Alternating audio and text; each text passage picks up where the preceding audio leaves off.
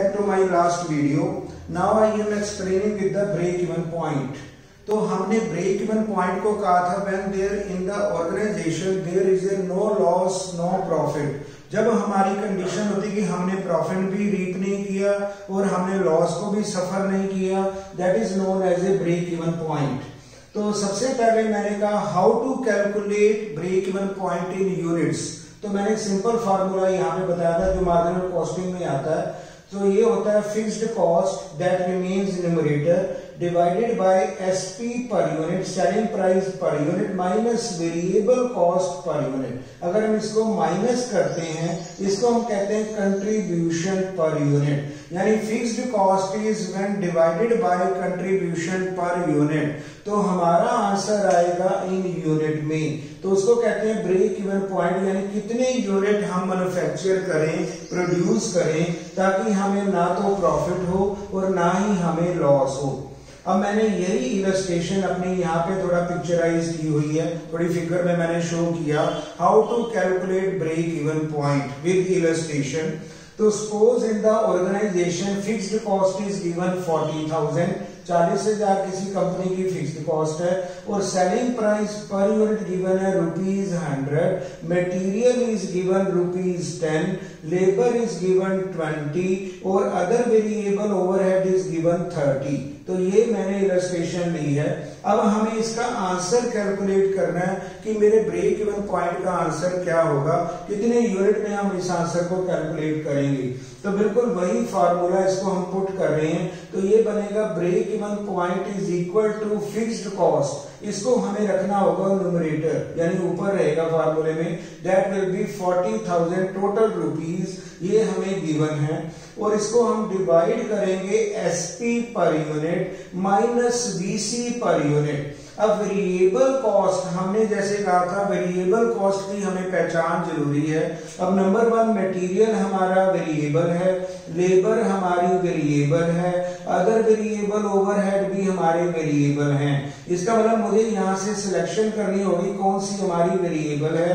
तो मैंने selling price में अपनी टोटल वेरिएबल कॉस्ट को डिडक्ट कर दिया और जिसको हम कहते हैं कंट्रीब्यूशन पर यूनिट. तो मैंने किया sale price minus variable cost per unit is equal to contribution per unit. तो हमने किए 40,000 हमारा न्यूमरेटर रहेगा divided by 100 minus 60 in our illustration. 60 हमारी वेरिएबल कॉस्ट दिख रही है, मटेरियल लेबर ओवरहेड ये हमारे वेरिएबल हैं. तो इसको हमने माइनस किया तो 40 हमें कंट्रीब्यूशन मिला.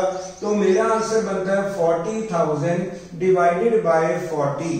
तो हमारा आंसर होगा 1000 यूनिट्स. तो ये हमारा आंसर होगा जिसको हम कहते हैं ब्रेक इवन पॉइंट.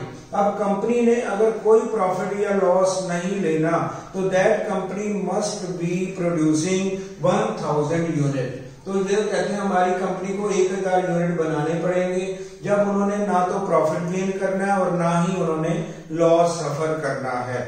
अब एक second example related to this, अगर कहते हैं कि कंपनी का टारगेट 40,000 प्रॉफिट का भी है और उन्होंने फिक्स्ड कॉस्ट 40,000 को कवर भी करना है, तो अब हमें कितने यूनिट बनाने पड़ेंगे, यानी ऑर्गेनाइजेशन को कितने यूनिट बनाने होंगे.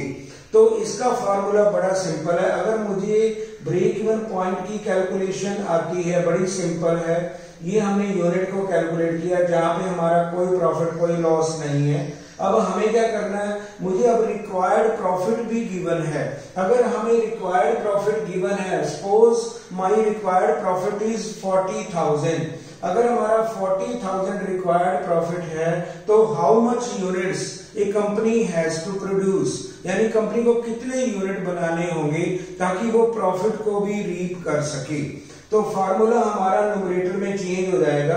अब यहाँ पे हमें करना होगा fixed cost that is a 40,000 plus required profit जिसको हम कहते हैं F प्लस P.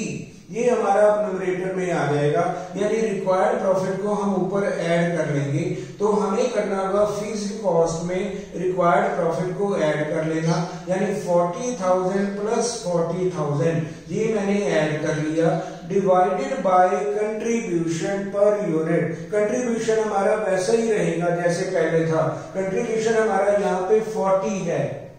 अब 40 का मतलब यहाँ पे पुराना एसपी मुझे 100 ही है और हमारी टोटल वेरिएबल कॉस्ट 60 ही है। इसका मतलब 100 माइनस 60 दैट विल बी 40।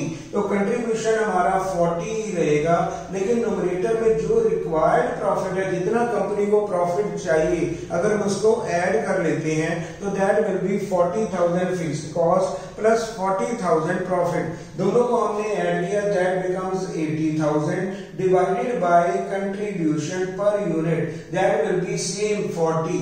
अब 40 से हमने डिवाइड किया, इट मींस कंपनी को अब 2000 यूनिट बनाने चाहिए। Company has to produce 2000 unit in order to gain 40,000 profit. तो इसका मतलब जब भी हमें रिक्वायर्ड प्रॉफिट गिवन हो, हमें फिक्स्ड कॉस्ट में उसको ऐड करके that numerator must be increase, यानी फार्मूले का जो न्यूमरेटर होगा, जो हमें ऊपर लिखना होगा, वो हमारा फिक्स्ड कॉस्ट में प्रॉफिट ऐड हो जाएगा।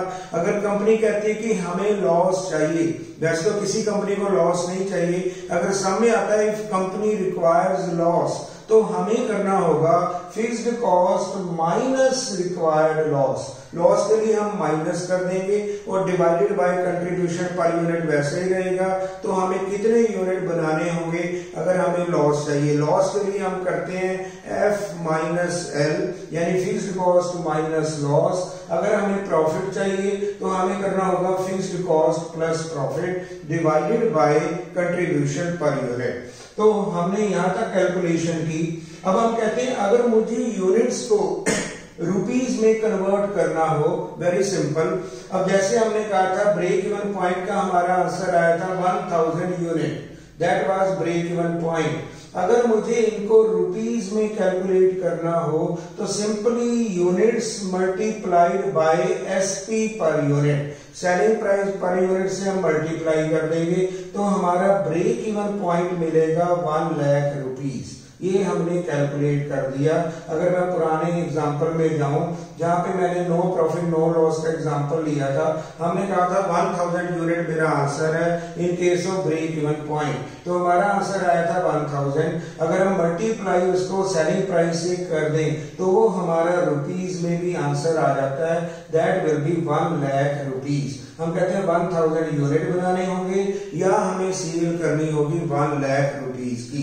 सिमिलरली अब जैसे हमें कहा रिक्वायर्ड मुझे अगर प्रॉफिट चाहिए 40,000 तो मुझे यूनिट कितने बनाने होंगे? 2000 यूनिट। कंपनी को 2000 यूनिट प्रोड्यूस करने होंगे। अगर हम कहेंगे यूनिट प्रोड्यूस करने होंगे या हमें रिक्वायर्ड सेल क्या होगी? अब रिक्वायर्ड सेल के लिए मुझे 2000 unit multiplied by selling price, that will be 100। तो total amount will be 2 lakh rupees की हमें सेल करनी होगी, that will be required sale. अगर हमें सेल चाहिए तो 2 लाख रुपीस होगा, अगर हमें यूनिट बनाने होंगे तो दैट विल बी 2000 यूनिट। तो ये हमारा थोड़ा एग्जांपल था अबाउट ब्रेक इवन पॉइंट जो हमें मार्जिनल कॉस्टिंग से मिलता है। तो मार्जिनल कॉस्टिंग नंबर 1 हमें देती है ब्रेक इवन पॉइंट, तो ये हमने कैलकुलेट किया। सेकंड इंपॉर्टेंट रेशियो जो हमारी मार्जिनल कॉस्ट इक्वेशन से मिलती है, दैट इज जो इक्वेशन मैंने लास्ट वीडियो में डिस्कस की थी, that is S minus V is equal to F plus minus P। तो यहाँ पे हमें सेकंड मिलती है प्रॉफिट वॉल्यूम रेशियोज। अब प्रॉफिट वॉल्यूम रेशियो जिसको हम कहते हैं पीवी रेशियो। अब PV ratio is dependent upon contribution divided by sale multiplied by 100। तो पीवी रेशियो हमारी परसेंटेज में आती है 25%, 60%, 10%। तो इनका आंसर परसेंटेज में होता है जिसको कहते हैं कंट्रीब्यूशन। अब कंट्रीब्यूशन क्या है? Contribution is sales minus variable cost. अगर सेल हमारी इंक्रीज होती है, अगर हमारा रेवेन्यू इंक्रीज होता है, but we have to control the variable cost. लेकिन हमें वेरिएबल कॉस्ट को डिक्लाइन करना होगा, यानी कि अगर मेरी सेल भी इंक्रीज हो रही है और वेरिएबल कॉस्ट भी इंक्रीज हो रही है, it means then there shall be no effect on profit volume ratio. तो जिसको हमें कंट्रोल करना पड़ता है, it is a controlling method in the cost accounting. तो हमें अपनी वेरिएबल कॉस्ट को कंट्रोल करना है। That means we have to control the VC. VC means we have to control the marginal cost. Marginal में हमें मटेरियल की cost को कंट्रोल करना, लेबर भी हमें कंट्रोल करने होंगे और वेरिएबल ओवरहेड भी हमें कंट्रोल करने होंगे या मिनिमाइज करने होंगे। It means sales must be increasing but VC should be decline. लेकिन वेरिएबल कॉस्ट को हमें कंट्रोल करके डिक्लाइन में रखना होगा, कम रखना होगा। Then we can reap more contribution. जितना कंट्रीब्यूशन ज्यादा होगा उतनी पीवी रेशियो भी ज्यादा आंसर में मिलेगा। It means there is a direct relation between sales and contribution. जितनी सेल इंक्रीज रेवेन्यू जनरेशन होगा उतना हमारा पीवी रेशियो का आंसर भी ज्यादा होगा।